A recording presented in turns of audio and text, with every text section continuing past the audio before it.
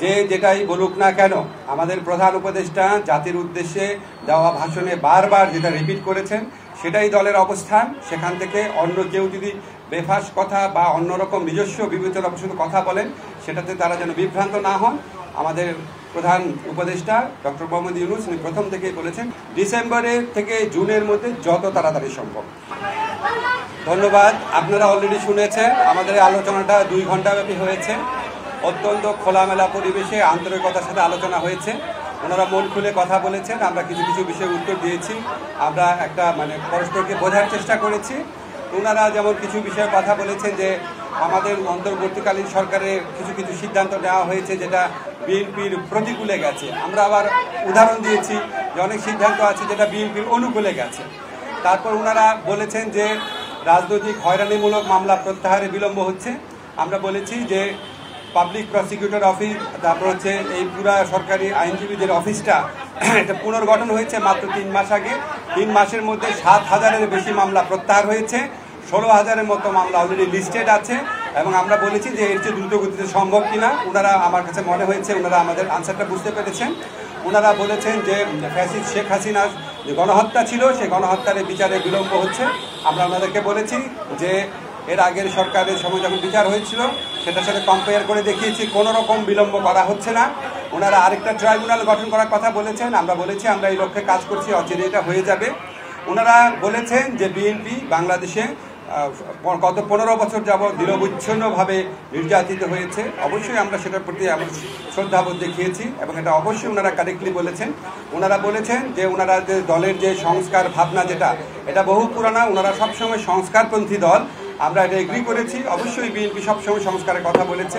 সবচেয়ে বড় কথা বিএনপি আমাদের এই বিভিন্ন যে সংস্কারের জন্য গঠিত বিভিন্ন কমিশন আছে, বিশেষ করে ঐক্যমত্য কমিশনের যে প্রস্তাবাবলী আছে সেটা ক্ষেত্রে বিএনপি অত্যন্ত পজিটিভ এবং ইতিবাচক একটা রেসপন্স দেখিয়েছে। তারা বলেছেন যে তারা এই 2-3 দিনের মধ্যে ঐক্যমত কমিশনের সাথে মিটিংয়ে বসছে এবং অধিকাংশ সংস্কার প্রস্তাবের সাথে তারা ঐক্যমত পোষণ করে এবং জুলাই চার্টার খুব দ্রুত প্রণীত হয়ে যাবে, এটা তারাও আমাদেরকে আশ্বাস দিয়েছে। আমাদের কাছে মনে হয়েছে বিএনপি সংস্কারের ব্যাপারে অত্যন্ত আন্তরিক।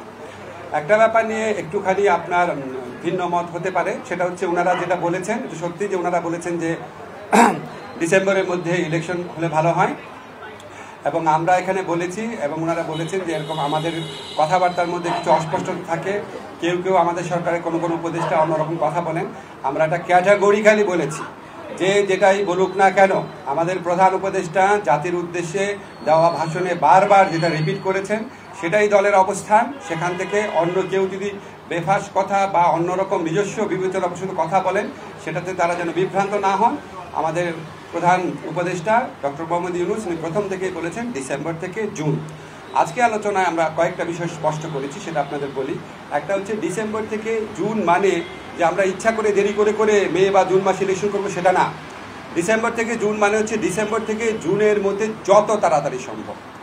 যদি আমরা ডিসেম্বরে সম্ভব হয় ডিসেম্বরে, না হলে জানুয়ারিতে, এভাবে বুঝিয়েছি যে ডিসেম্বর থেকে জুন মানে যে আমরা ইচ্ছা করে একটু বেশি ক্ষমতা ভোগ করার জন্য বা এমনি অকারণে আমরা 1 মাস 2 মাস বেশি ক্ষমতা থাকলাম, মোটেও সেটা না। ডিসেম্বরের থেকে জুনের মধ্যে যত তাড়াতাড়ি সম্ভব। এখন ওনারা একটু জানতে চেয়েছে যে সংস্কার যদি হয়ে যায় এত দেরি করার মানে কি আছে। আমরা ব্যাখ্যা করে বুঝিয়েছি জুলাই চার্টার প্রণীত হলেও যে প্রয়োজনীয় আইনগত ব্যবস্থা, নীতিগত ব্যবস্থা সেগুলি গ্রহণ করতে মাঝে মাঝে সময় লাগে। যেমন একটা এক্সাম্পল দিয়ে বলেছি যে ডিজিটাল সুরক্ষা আইন, এটা আমরা 23 বার ড্রাফট করেছি বিভিন্ন অংশীজনের মতামত নেওয়ার জন্য এবং বেশ কয়েক মাস সময় লেগেছে। সেজন্য আমরা বলছি আমরা তো পিন পয়েন্ট করতে পারবো না জুলাই চার্টার পরিণত হওয়ার পরও কোন আইনটা কতদিনে হয়ে যাবে, কারণ আমরা তো অংশীজনের সাথে কথা বলবো, ব্রড কনসালটেশনের ভিত্তিতে করবো। আরেকটা বিষয় আমরা বলেছি যে আমাদের তো একটা জনগণের তো একটা আকাঙ্ক্ষা আছে যেন আমরা বিচার করে যাই। আজকে বাংলাদেশে এত হাজারের বেশি তরুণ জীবন দিয়েছে আর প্রায় 50-60 হাজার মানুষ আপনার শারীরিকভাবে পার্মানেন্টলি ক্ষতিগ্রস্ত হয়েছে, চোখ হারিয়েছে। তাদের যে বিচারের যে দাবি, এটা তো এই গণ অভ্যুত্থানের অন্যতম প্রধান আকাঙ্ক্ষা আছে। তা আমরা যদি কোনো বিচার না করে যাই, কোনো বিচার না করে আমরা যদি ইলেকশন দিই, আমরা মানুষের কাছে এবং নিজের কাছে জবাব দেবো কীভাবে? ফলে শুধু ইলেকশনটা সংস্কার, নির্বাচন, ইলেকশনের ব্যাপারটা সংস্কার, বিচার এবং আমাদের সরকারের গৃহীত কিছু পদক্ষেপের উপর নির্ভর করে। এই জন্যই ডিসেম্বর থেকে জুন টাইমলাইনটা বলা হয়।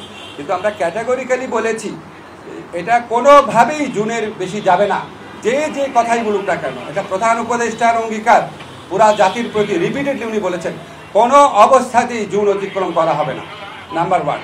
নাম্বার 2 হচ্ছে ডিসেম্বর থেকে জুন মানে হচ্ছে ডিসেম্বর থেকেই জুন, বাট এর মধ্যে যত তাড়াতাড়ি সম্ভব অযথা কালক্ষেপণের বিন্দু মাত্র চেষ্টা আমাদের মধ্যে থাকবে না। নাম্বার 3 হচ্ছে যতটা সম্ভব সংস্কার আমরা করে যেতে চাই।